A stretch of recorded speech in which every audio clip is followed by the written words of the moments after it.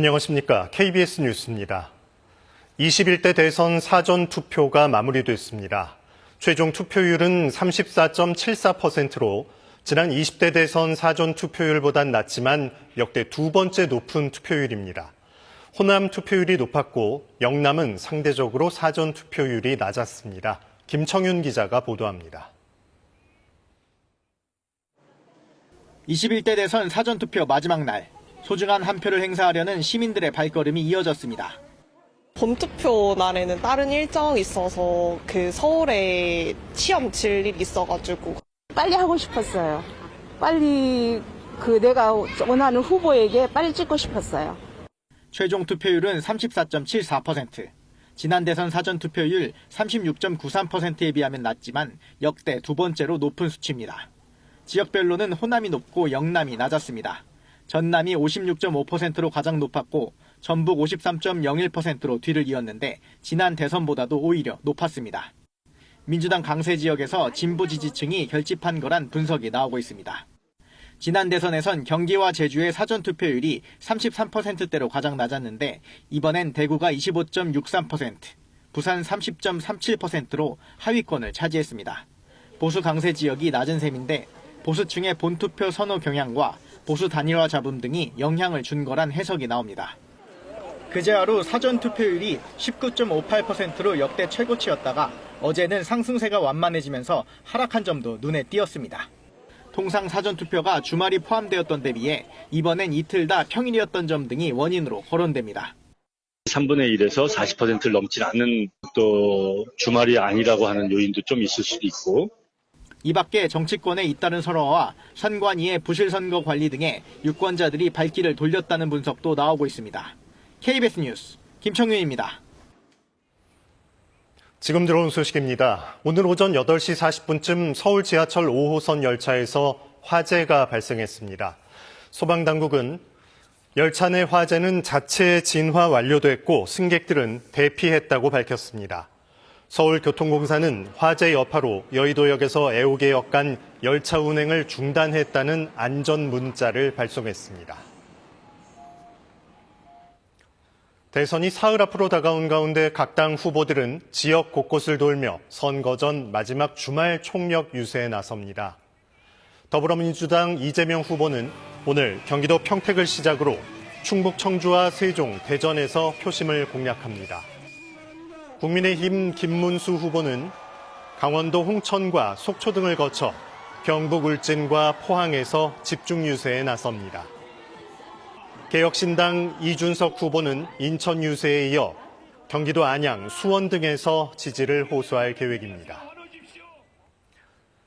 미국과 중국이 관세 전쟁을 90일간 휴전하자는 이른바 제네바 합의를 도출한 지 20일 만에 합의 이행을 놓고 다시 맞붙었습니다.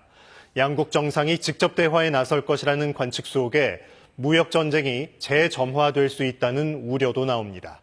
워싱턴 김경수 특파원의 보도입니다.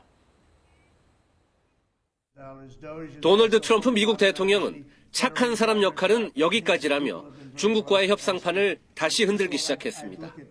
미국과 중국은 지난 10일 상호 간 보복 관세를 대폭 완화하기로 하면서 합의에 이르렀지만 이후 후속 협상은 진전이 없는 상황입니다.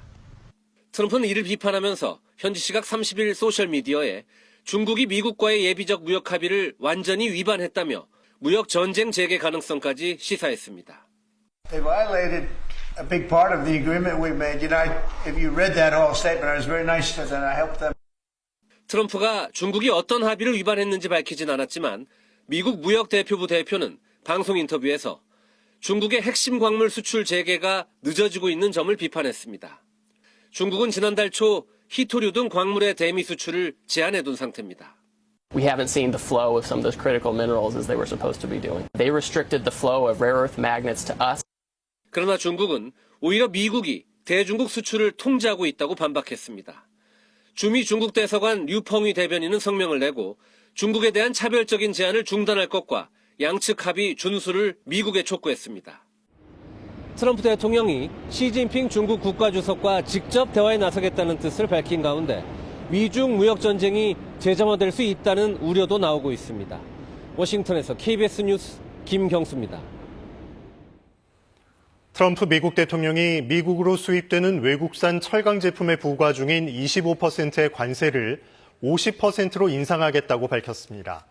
트럼프 대통령은 현지 시간 30일 피츠버그 외곽의 US 스틸 공장에서 진행한 연설에서 이같이 밝히며 이는 미국 철강 산업을 더욱 탄탄하게 할 것이라고 말했습니다.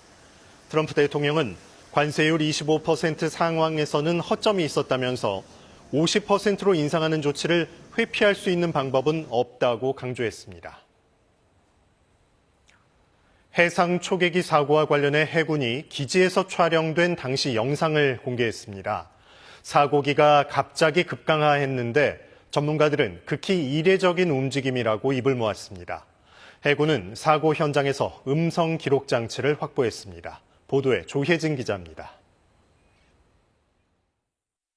활주로에서 이륙하는 P3CK 해상 초계기. 약 20초 뒤 오른쪽으로 방향을 바꿉니다. 15초가량 비행하다 선회를 위해 기체를 기울인 자세를 회복하지 못하고 거의 수직으로 추락했습니다. 당시 이륙해 기지 인근을 한 바퀴 도는 장주 비행을 하고 활주로에 내린 뒤 재상승하는 일명 터치다운 앤 고 훈련 중이었습니다. 재상승 뒤 사고 1분 전 관제탑과의 마지막 교시는 장주 비행에 들어간다는 정상적인 내용이었습니다. 그리고 270m 상공에서 급강하한 건데 전문가들은 믿을 수 없는 사고라고 말합니다. 사고기는 비행 안정성이 뛰어나 비상 상황에서도 저속 활공할 수 있는 데다 일부러 급히 하강하려 해도 이같이 움직이긴 힘들다는 겁니다.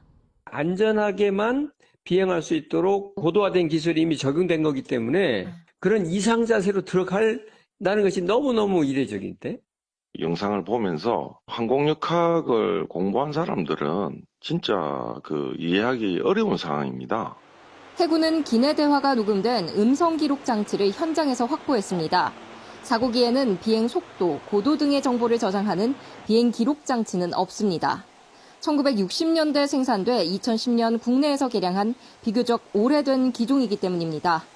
기체가 불에 타며 열에 약한 음성 기록 장치가 훼손됐을 우려도 있는데 해군은 사고기 잔해와 항적 기록 등을 종합적으로 분석한다는 방침입니다. KBS 뉴스 조혜진입니다. 이번 주말에는 전국이 대체로 맑은 가운데 한낮에 30도 가까이 올라 덥겠습니다. 오늘 아침 일부 내륙 지역은 10도 아래로 내려가 선선했지만 한낮에는 서울이 29도, 정선과 봉화 28도까지 올라 기온의 교차가 많게는 20도 이상으로 크게 벌어지겠습니다. 가벼운 외투로 체온 조절을 잘 해주셔야겠습니다. 오늘 전국이 대체로 맑다가 오후부터 구름이 많아지겠습니다. 낮 동안 자외선이 매우 강한 만큼 외출하신다면 자외선 차단에 신경 쓰셔야겠습니다. 오늘 인천 지역은 오전 한때 초미세먼지 농도 나쁨 수준까지 오르겠습니다. 낮 기온을 살펴보면 대전과 광주 28도가 예상되고 강릉은 27도로 동해안 지역도 어제보다 기온이 크게 오르겠습니다. 바다의 물결은 모든 해상에서 비교적 잔잔하게 일겠습니다. 오늘 서해상과 동해상에는 바다 안개가 짙게 끼겠습니다. 해상 안전사고에 주의하셔야겠습니다. 월요일과 화요일에는 전국이 흐린 가운데 곳곳에 비 소식이 들어있습니다. 특히 대통령 선거일인 화요일에는 경기와 강원, 남부지방과 제주도에 비가 내리겠습니다. 지금까지 날씨 전해드렸습니다. KBS 뉴스였습니다. 시청해주신 여러분 고맙습니다.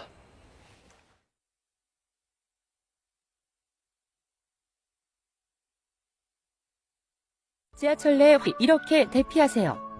첫 번째, 객실 양 끝에 설치된 비상 인터폰으로 화재 사실을 기관사에게 알려주세요. 출입문 위에 적혀있는 열차의 차량 번호를 전달하면 신속하고 정확하게 신고하실 수 있습니다. 두 번째, 출입문이 열리지 않는 경우 출입문 의자 아래 있는 비상 코크를 잡아당기거나 빨간색 비상 핸들을 시계 방향으로 돌린 후 출입문을 양쪽으로 밀어주세요. 세 번째, 상황이 긴박한 경우 객실 양끝에 구비된 비상용 망치를 이용해 유리창의 모서리 부분부터 깨고 대피해주세요. 네 번째, 스크린 도어가 열리지 않는 경우 스크린 도어에 설치된 빨간색 발을 밀어 수동으로 열어주세요.